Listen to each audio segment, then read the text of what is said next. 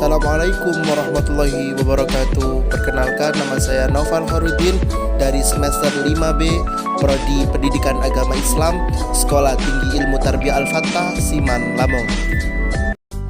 Video kali ini dibuat untuk memenuhi tugas sejarah pendidikan Islam yang diampu oleh Bapak Nurdi, Sarjana Agama Magister Pendidikan. Materi kali ini kita akan membahas tentang pendidikan Islam di era kemerdekaan. Yang akan kita bahas pada tema kali ini adalah yang pertama, apa saja teori-teori tentang kedatangan Islam. Yang kedua, bagaimana periodisasi sejarah pendidikan Islam di Indonesia. Yang ketiga, bagaimana sejarah pendidikan Islam zaman kemerdekaan. Yang keempat, apa saja kebijakan pemerintah Republik Indonesia dalam bidang pendidikan Islam. Yang kelima, apa saja organisasi dan pendidikan Islam. Yang akan kita bahas pertama adalah teori-teori tentang kedatangan Islam. Sejumlah sarjana kebanyakan asal Belanda memegang teori bahwa asal-muasal Islam di Nusantara adalah anak benua India, bukannya Persia atau Arabia. Sarjana utama yang mengemukakan teori ini adalah Pineapple, ahli dari Universitas Leiden. Dia mengaitkan asal-muasal Islam di Nusantara dengan wilayah Gujarat dan Malabar. Menurut dia, orang-orang Arab bermazhab Syafi'i yang bermigrasi dan menetap di wilayah India tersebut yang kemudian membawa Islam masuk ke Nusantara. Pembahasan selanjutnya adalah periodisasi sejarah pendidikan Islam di Indonesia. Harun Nashidin secara garis besar membagi sejarah Islam ke dalam 3 periode, yaitu periode klasik, pertengahan, dan modern. Periode pembahasan tentang lintasan atau periode sejarah pendidikan Islam sebagai berikut. Periode yang pertama adalah periode pembinaan pendidikan Islam yang berlangsung pada masa Nabi Muhammad SAW lebih kurang 23 tahun semenjak beliau menerima wahyu pertama sebagai tanda kerasulannya sampai wafat. Periode yang kedua adalah periode pertumbuhan pendidikan Islam yang berlangsung sejak wafatnya Nabi Muhammad SAW sampai dengan akhir kekuasaan Bani Umayyah yang diwarnai oleh penyebaran Islam ke dalam lingkungan budaya bangsa di luar bangsa Arab dan berkembang ilmu-ilmu nakli. Yang ketiga adalah periode kejayaan Islam yang berlangsung sejak bermulanya Daulah Bani Abbasiyah sampai dengan jatuhnya kota Baghdad, yang diwarnai dengan berkembangnya secara pesat ilmu pengetahuan dan kebudayaan Islam serta mencapai puncak kejayaan. Yang keempat, tahap kemunduran pendidikan yang berlangsung sejak jatuhnya kota Baghdad sampai dengan jatuhnya Mesir oleh Napoleon Bonaparte di sekitar abad ke-13 Masehi, yang ditandai oleh lemahnya kebudayaan Islam dan berpindahnya pusat-pusat pengembangan kebudayaan dan peradaban manusia ke dunia barat. Selanjutnya yang terakhir adalah tahapan pembaruan pendidikan Islam yang berlangsung sejak pendudukan Mesir oleh Napoleon di akhir abad ke-18 Masehi sampai sekarang ini, yang ditandai dengan masuknya unsur-unsur budaya dan pendidikan modern dari dunia barat ke dunia Islam. Selanjutnya adalah fase-fase penting yang dilalui secara garis besar. Fase tersebut yaitu yang pertama, periode masuknya Islam ke Indonesia. Yang kedua, periode pengembangan melalui proses adaptasi. Yang ketiga, periode pengembangan kerajaan-kerajaan Islam. Yang keempat, periode penjajahan Belanda. Yang kelima, periode penjajahan Jepang. Yang keenam, periode kemerdekaan 1 Orde Lama. Yang ketujuh, periode kemerdekaan 2 Orde Baru atau pembangunan. Yang selanjutnya adalah pendidikan Islam zaman kemerdekaan.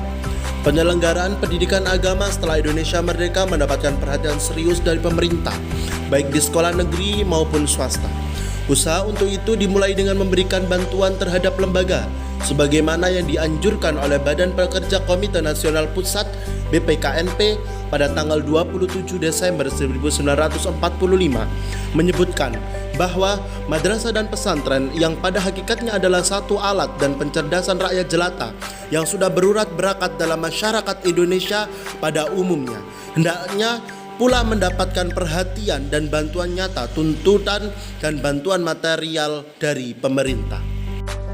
Seirama dengan perjalanan sejarah bangsa dan negara Indonesia sejak proklamasi kemerdekaan Indonesia pada tanggal 17 Agustus 1945 hingga sekarang, Maka kebijakan pendidikan di Indonesia termasuk di dalam pendidikan Islam memang mengalami pasang surut serta kurang waktu tertentu yang ditandai dengan peristiwa-peristiwa penting dan tonggakan sejarah sebagai pengingat. Oleh karena itu, perjalanan sejarah pendidikan Islam di Indonesia semenjak Indonesia merdeka sampai tahun 1965 yang dikenal dengan masa Orde Lama akan berbeda dengan tahun 1965 sampai sekarang yang lebih dikenal dengan Orde Baru sampai sekarang. Next, selanjutnya yang kita bahas adalah berbagai kebijakan pemerintah Republik Indonesia dalam bidang pendidikan Islam. Di tengah-tengah berkorbarnya revolusi fisik, pemerintahan Republik Indonesia tetap membina pendidikan agama pada khususnya. Pembinaan pendidikan agama itu secara formal, institusional dipercayakan kepada Departemen Agama dan Departemen PP dan K. Depdikbud. Oleh karena itu, maka dikeluarkanlah peraturan-peraturan bersama antara kedua departemen tersebut untuk mengelola pendidikan agama di sekolah-sekolah umum, negeri dan swasta. Adapun pembinaan pendidikan agama di sekolah agama ditangani oleh Departemen Agama sendiri. Pada bulan Desember 1946, sebelum itu pendidikan agama sebagai pengganti pendidikan budi pekerti yang sudah ada sejak zaman Jepang berjalan sendiri-sendiri di masing-masing daerah. Pada bulan Desember 1946 dikeluarkan peraturan bersama dua menteri, yaitu Menteri Agama dan Menteri Pendidikan dan Pengajaran, yang menetapkan bahwa pendidikan agama diberikan mulai kelas 4 sekolah rakyat atau sekolah dasar sampai kelas 6. Pada masa itu keadaan keamanan di Indonesia belum dapat berjalan dengan semestinya.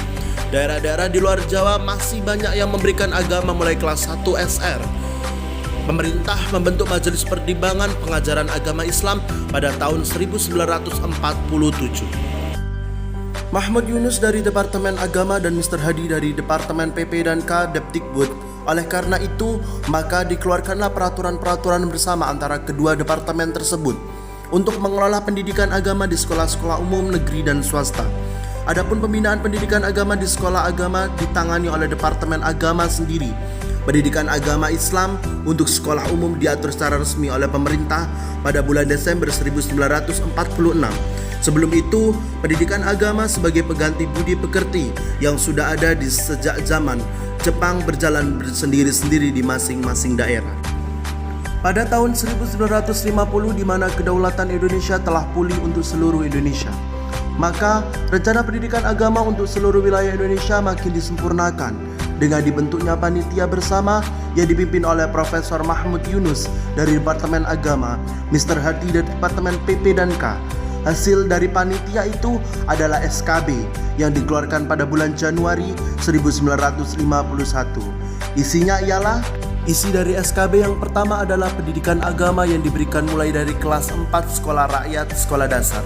Yang kedua, di daerah-daerah yang masyarakat agamanya kuat, misalnya di Sumatera, Kalimantan dan lain-lain, maka pendidikan agama diberikan mulai kelas 1 SR dengan catatan bahwa pengetahuan umumnya tidak boleh berkurang dibandingkan dengan sekolah lain yang pendidikan agamanya diberikan mulai kelas 4. Selanjutnya yang ketiga adalah di sekolah lanjut pertama dan tingkat atas, umum dan kejuruan diberikan pendidikan agama sebanyak 2 jam dalam seminggu. Yang keempat, pendidikan agama diberikan kepada murid-murid sedikit 10 orang dalam satu kelas dan mendapat izin dari orang tua atau walinya. Yang kelima, pengangkatan guru agama, biaya pendidikan agama dan materi pendidikan agama ditanggung oleh Departemen Agama. Dari paparan materi yang di atas kita dapat menyimpulkan bahwasanya sejauh menyangkut kedatangan Islam di Nusantara, terdapat diskusi dan perdebatan panjang di antara para ahli mengenai 3 masalah pokok: tempat asal kedatangan Islam, para pembawanya, dan waktu kedatangannya. Berbagai teori dan pembahasan yang berusaha menjawab ketiga masalah pokok ini jelas belum tuntas. Tidak hanya karena kurangnya data yang dapat mendukung suatu teori tertentu, menekankan hanya aspek-aspek khusus dari ketiga masalah pokok, sementara mengabaikan aspek-aspek lainnya. Karena itu, kedatangan teori yang ada dalam segi-segi tertentu gagal menjelaskan kedatangan Islam, konversi agama yang terjadi dan proses-proses islamisasi yang terlibat di dalamnya. Penyelenggaraan pendidikan agama setelah Indonesia merdeka mendapatkan perhatian serius dari pemerintah, baik di sekolah negeri maupun swasta. Usaha untuk itu dimulai dengan memberikan bantuan terhadap lembaga sebagaimana yang dianjurkan oleh Badan Pekerja Komite Nasional Pusat (BPKNP) pada tanggal 27 Desember 1945 yang menyebutkan bahwa madrasah dan pesantren yang pada hakikatnya adalah satu alat dan pencerdasan rakyat jelata yang sudah berurat berakat dalam masyarakat Indonesia pada umumnya hendaknya pula mendapatkan perhatian dan bantuan nyata, tuntutan dan bantuan material dari pemerintah. Sekian pemaparan materi dari saya, Naufal Harudin, dari semester 5B Pendidikan Agama Islam Sekolah Tinggi Ilmu Tarbiyah Al-Fatah. Terima kasih atas perhatiannya. Mohon maaf jika ada kekurangan. Jangan lupa like dan subscribe channel ini. Jangan lupa untuk menyalakan notifikasinya. Wassalamualaikum warahmatullahi wabarakatuh.